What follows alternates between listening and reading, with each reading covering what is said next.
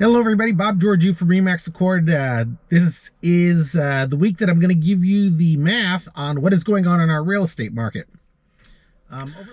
Over the last year, I've been saying that there have been two things required in order to get a correction in this real estate market.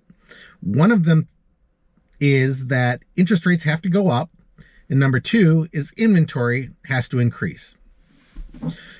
As we saw between June of last year and December, the interest rates have gone up, and last year, it led to a correction in the pricing in some areas as much as 15%. What I've got here are a couple of spreadsheets that I'm going to go over with you, and I will show you mathematically what sort of pressure the market is under. Let's take a look at the numbers and see where we're at in our market. In this first picture, we are looking at a purchase budget for a buyer in a home of $1.71 million from December 21. No need to look through these line by line right now. I'm going to break down in a contrast and compare with the other budget than more current on the next page.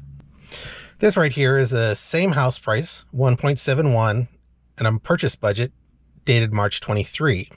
Since then, the interest rates have moved up 0.75 of basis point maybe, and so these numbers are getting a little bit outdated, but it'll be enough to project what has happened in the market from 22 to 23. Here's a compare and contrast, and you can see that we're putting a big down payment, and we're going to have a mortgage of $937. And this would be common actually for any home that's priced over 1.3. The first two numbers aren't so important, but where we start to see big differences is in the principal and interest number, which it was on December of 21st, 4050 approximately at 3.1% interest rate, and where interest rates are now at 7%, the payment is now $6,237. This right here is obviously a big jump for most people and is going to affect the buyer pool, notwithstanding the supply and demand equation at wherever it stands.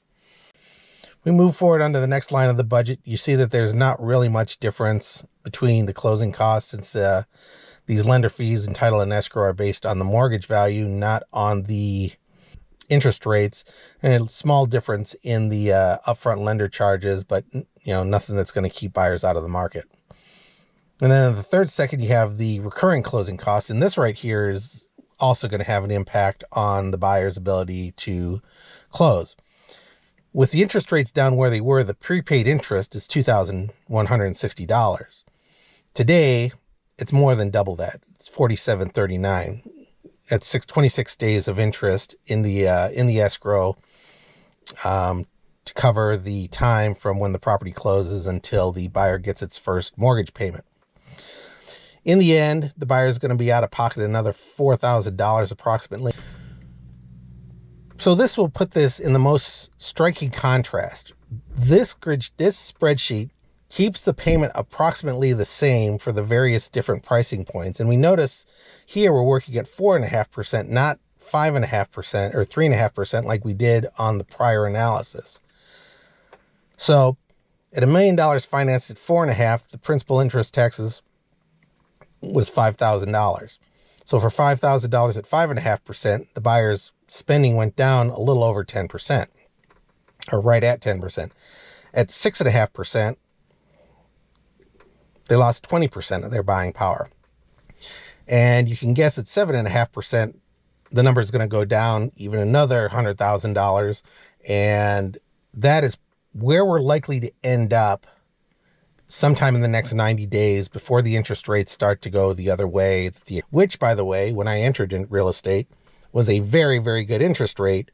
And at least in the short term, these low 4% interest rates are by the wayside.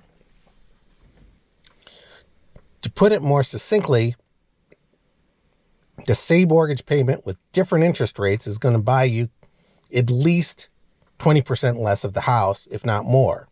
Now, I said at the very beginning of this that the market had changed 15% from July of 2023 till January of 2024. And lo and behold, we have 20% mathematically priced into the market. And the difference being obviously the wealth effect in the Bay Area. And we still don't have the inventory to create a correction in this area. As usual, in October, November, December of last year, the inventory decreased like it normally does through the year, as sellers wait for better time to sell in the spring of the subsequent year. What normally happens, or what historically happens during this crunch, is that the buyers come back quicker than the sellers can respond.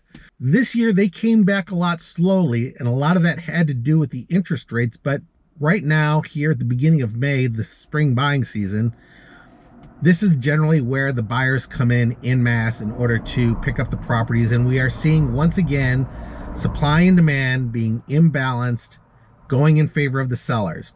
In premium markets like Danville, most of the 15% that they lost last year has been recuperated already up to this point, and we can expect the prices to go a little bit higher all the way through July when we get into the July vacation season.